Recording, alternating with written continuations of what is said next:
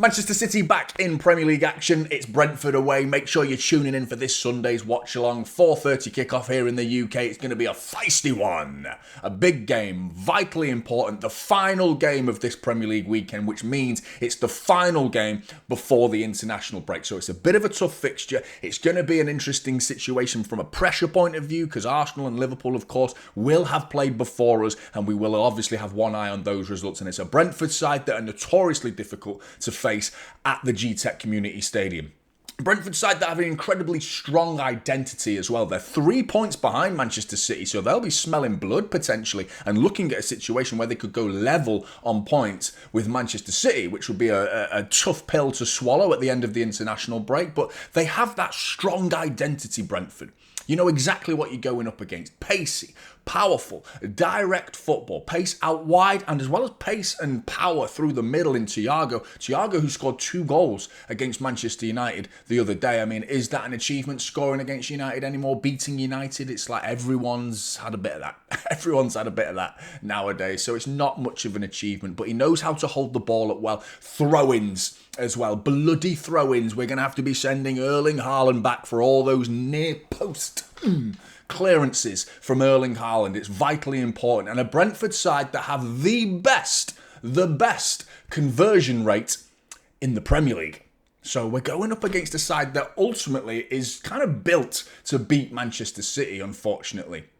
Don't need many chances to score. Pace out wide, transitional based, and tough to break down. That is the recipe to beat Manchester City in recent times. So it's going to be a really difficult fixture, but the second best conversion rate in the Premier League is, of course, Manchester City, because we've got Erling Haaland. We've also got an angry Phil Foden playing for us, who's been left out of the England squad. Brilliant news as far as I'm concerned. So injury-free Phil Foden. Take that one all day long. But City at this moment in time are full of confidence, albeit we drew to Monaco. The anger that came out of that game from the players, which was great to see. I know Haaland was livid with that situation. Good to see. Happy. Very happy about that.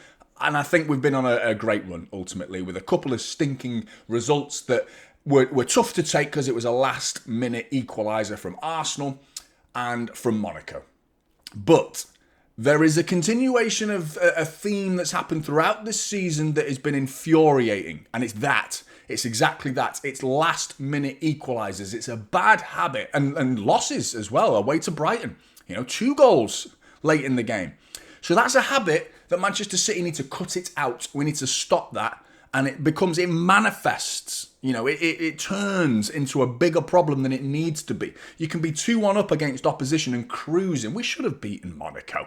The game had a flow to it that was mostly Manchester City. Mostly. We should have dispatched them. We should have finished them off. But we allowed the game to go stagnate and turn into a situation where they may nick something here. And they did exactly that. We've got to cut that out because it instills a certain level of fear at the end of the game. When you're looking at situations where we've been cruising and all of a sudden it's the 85th minute and we're only 1 goal ahead and just a psychological bulb goes off and you go, oh shit, this is where we normally concede. We've often done it this season 3 times. Frustratingly so. And I mean, the Arsenal one was a bitter pill to swallow, but I would argue that's probably one game where they may consider themselves worthy of an equaliser because they were very much on the front foot. But, we were in control in the other 2 games in Brighton and Monaco. I felt like we were in a situation where we should not be coming away with a draw and a loss in Brighton's case in that situation. But we did. Moving on, though, I'm confident, but quietly a little bit. There's an understated level of concern going into this game, but there's more chest. There's more chest from me coming into this game than fear, certainly. But it's Brentford, mate. They're tough. They're not easy. Not a good place to be going, G-Tech Community Stadium. But if we win, great news. Let's have a look at the form. Brentford. They beat United again. Who cares? Everybody's beating United. No one gives a shit anymore. So maybe that's got a bit of credit in the bank for Brentford where they can come away and go, you know what? Yeah, we beat United recently, which I think some people still think is a big deal, like as if it is. It isn't. But Brentford might be thinking, oh, you know what? We can chill for this week because we beat United last week. So maybe there's a bit of credit in the bank with the fan base and we might not have to go all out to beat Manchester City. Hopefully. Wishful thinking probably from me there, but they lost to Fulham away. So there's very mixed form here actually from Brentford. They beat Villa on penalties. That was a victory on penalties. It actually finished a draw. Last minute draw at Chelsea, at home to Chelsea, which is key. Loss away to Sunderland. And they beat 10-man Bournemouth in the Carabao Cup second round as well. But one thing that you can see from those fixtures is they have not lost at the Tech Community Stadium. So they're strong at home, difficult to beat. And even Chelsea were this close to snatching a win late. Their goal was pretty late as well, wasn't it? But the equaliser came even later from Brentford. So it's going to be interesting. But let's have a look at City's form. Unbeaten in 6. No red in sight. It's been a while, but it's welcome. I've removed the red from the graphic. No more red. That Brighton loss is out of sight. 2 late equalisers, though, from that Arsenal and Monaco game. It's just annoying blotches on that record where actually we were so close to having 6 straight greens, man. I wanted 6 straight greens, and I'm convinced we're going to get that this season. I'm convinced at some point this season we will see 6 greens by the end of the season. Doesn't mean we're going to win anything, but it's a great stepping stone in the right direction for this Manchester City side. Let's have a look at the missing players. Keith Andrews of Brentford has confirmed that Reece Nelson and Fabio Carvalho are back in contention. Not sure either of them would have started this game anyway, and Magoma and Nunes are still out. Other than that, a full bill of health for Brentford to choose from. City, Marmoush, Kusanov and Aït-Nouri didn't really give us any information on those players from the interview I've just watched anyway. But I imagine Marmoush is almost definitely out. Kusanov was expected to be back after the international break. Same with Aït-Nouri. It was the latest I heard. Cherki is a doubt. He was seen in training.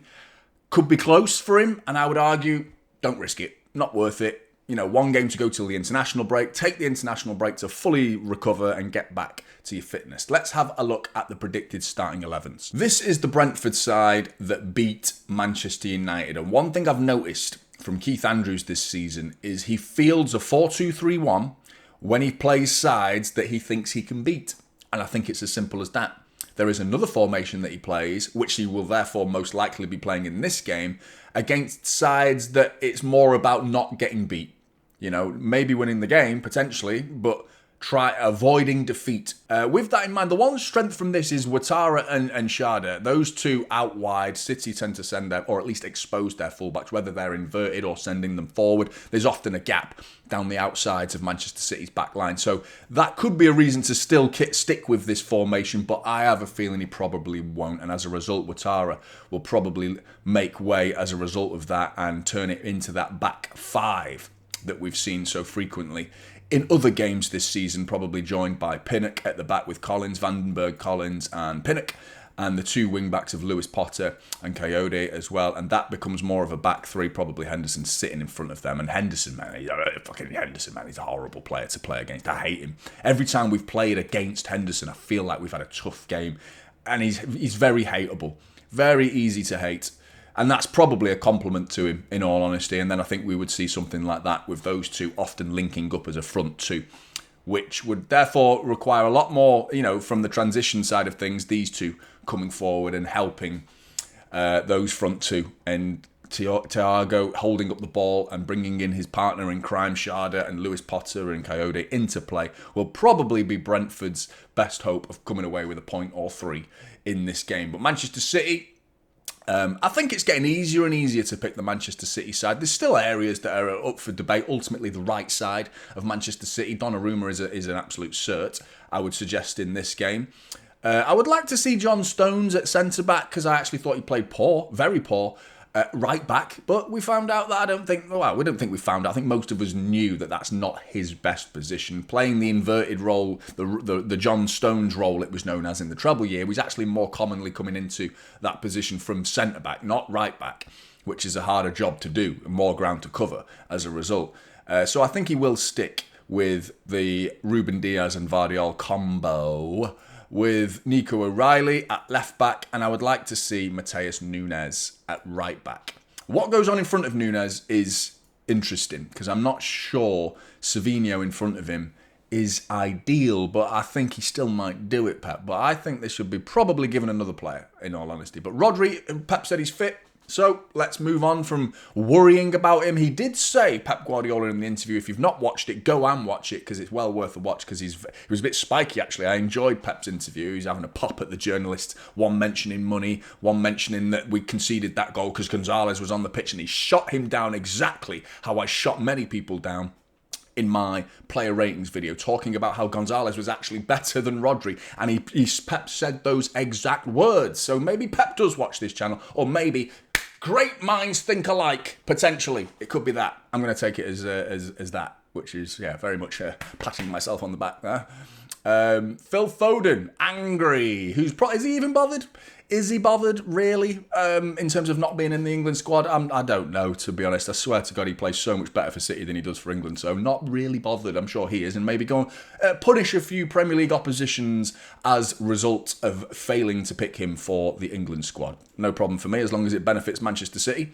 Reinders, where are you, mate? You need to pick your game up because you've got time. We're being quite forgiving as a fan base right now, but you need to up your game, mate, because I think there's been a few mid-range performance at best. I think that Wolves game was like, wow, we need more of that, or get close to that, because I think the drop-off from the Wolves game to all the games that have followed needs to improve for me. So I'd like to see that happen before this international break, but still massive high hopes for Tijani Reinders. In front of them, the obvious one is Erling Haaland. Jeremy Doku is another pretty obvious one. Considering the form he's in, he's been absolutely sensational. And for me, I would go Oscar Bob in this situation, because I think he's a better player at coming inside than Savinho from that right side, whether it be dribbling onto his left foot, and he's also got a very capable right foot, more than Savinho for me, and he's got the ability to go to the byline and go round the outside. I think he's a tougher opponent on the right side than Savinho. I think Savinho would probably be a tougher opponent on the left side than Oscar Bob on the left side, but I think Oscar Bob's got that nice range of you don't know which way he's going to go. You know, this could go either way. You know what I mean? Oscar Bob on the right side for Manchester City would also allow him to positionally come inside and allow Nunes on the overlap, which I think we'll see a lot of that if Nunes is on the pitch. The concern is this, isn't it? What's left behind on the right side of Manchester City's defence? We'd need to see a lot of covering from the isolated Rodri in this situation. So there is weak spots that we probably could see a little bit of that, where Nunes and Nico O'Reilly become more propping up the attack and getting inside and a bit more, rather than going on the outside, getting inside and a little bit and offering something as a springboard to bounce passes off potentially. But that's my predicted starting 11s for both sides. I'm going to go for a close 5-0. No, 2-1. 2-1 City, I'm going to go for. A throw-in, something crap, maybe concede at first. City concede from a stupid throw-in that's just something bobbling around in the penalty area, getting awfully specific here. But something bobbling around in the penalty area. Haaland equalises before half-time. Foden gets an early goal in the second half. And then Manchester City see it out without conceding a last-minute equaliser to go into the international break, forgetting what the others have done. But we've done our job. And we've got, 7 points out of 9 so far in Premier League fixtures. Let's make that 10 out of 12 going into the international break. Make sure you're tuning in for the Typical City watch along this Sunday, 4:30 kickoff. Take care, everyone, and I'll see you in the next one. This is Typical City now.